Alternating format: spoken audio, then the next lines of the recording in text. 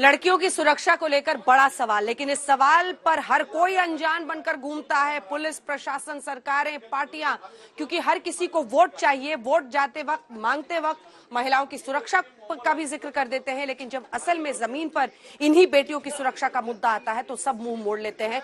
आज ऐसे ही हमने आज तक पर इस मुहिम की शुरुआत की है। ये तीनों पिता हमारे साथ हैं। उनका दर्द, उनके सवाल आज हर कान तक पहुंचने चाहिए। और नैना के पिता अपनी बात कर रहे थे, पंकज जी। पंकज जी, मतलब क्या कह सकता है कोई? आपके लिए तो एक लिविंग टॉर्चर की तरह है। मतलब कल्पना करना भी मुश्किल है। आपकी बेटी के शरीर में अभी भी वो बुलेट है। उसकी जिंदगी की इतनी बड़ी जंग वो बच्ची लड़ रही है। बहुत सारे सवाल मन में आते होंगे और बात होती है, बेटी क्या कहती है आपसे, पंकज जी?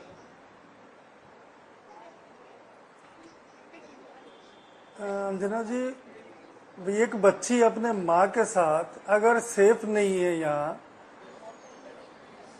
अपने परिवार के साथ सेफ नहीं है, तो कहाँ सेफ है? वो आज भी इतनी डरी हुई है कि जो बच्ची पढ़ने के लिए इतना, हमेशा कभी उसने ये नहीं कहा कि मैं आज स्कूल नहीं जा रही।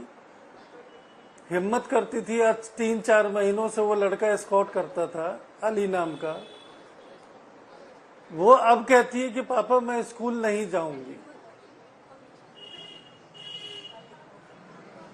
तो क्या मेरा कहने का मतलब यह है कि ठीक है, 7वें दिन वो अरेस्ट होता है, इससे कोई मैसेज नहीं जा रहा है। एक मैसेज तो जाना चाहिए ना प्रशासन की तरफ से। आज इस तरह की घटनाएं होती हैं, कोई बच्ची हमारे बीच की चली जाती है इस दुनिया से। क्या संजीव जी के पिता, संजीव जी के दर्द को कोई बांट सकता है? कोई नहीं। दुनिया का कोई ऐसा आदमी नहीं है जो बांट ले उसको। आज आधा अधूरा दर्द मुझे है। मेरी बेटी रात को सोते हुए रोने लगती है, मम्मी डर लग रहा है, खिड़की के पास कोई है। कुछ इस तरह की बातें होती है। तो मैं क्या कहूँ? मुझे तो बस इतना ही पूछना है कि क्या हम अपनी बेटियों को घर में बिठा लें, स्कूल ना भेजें, या बेटी पैदा ही ना करें?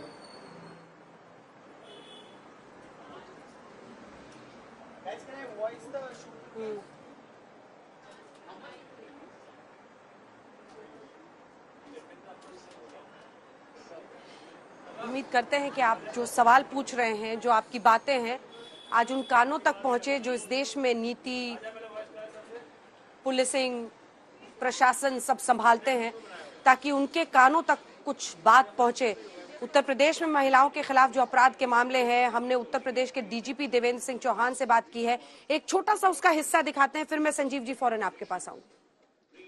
एक तो हमें टारगेट जो अचीव करना है वो ये है कि क्राइम अगेंस्ट वीमेन बिल्कुल खत्म करना है हमें। कि महिला के प्रति अपराध करने की जो मंशा है, उस सोच को हमें ठीक करना है। और वो तभी होगी जब त्वरित इन्वेस्टिगेशन, त्वरित चार्जशीट और अच्छा प्रोसिक्यूशन करा के इनको सजा दिलवाएंगे। आप संजीव जी, बहुत मुश्किल घड़ी है आपके परिवार के लिए। मन में क्या आता है, क्या बोलना चाहेंगे? क्योंकि हमने ये कोशिश की है कि आप तीनों को इकट्ठा करके एक बड़ा संदेश हम लोग दें। ऐसे दरिंदों को तो फांसी की सजा, नहीं तो इनकाउंटर, नहीं तो हम लोग के पब्लिक के पास जिम्मा लगा दे। हम लोग देख लो, ऐसे दरिंदों को ऐसे यही सजा मिलना चाहिए, कड़ी सजा।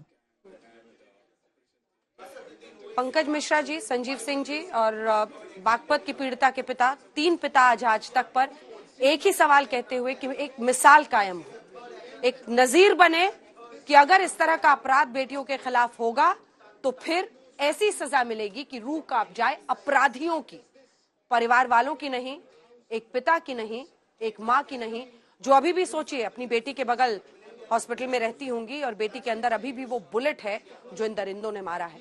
आप तीनों का बहुत धन्यवाद हमारे साथ जुड़ने के लिए।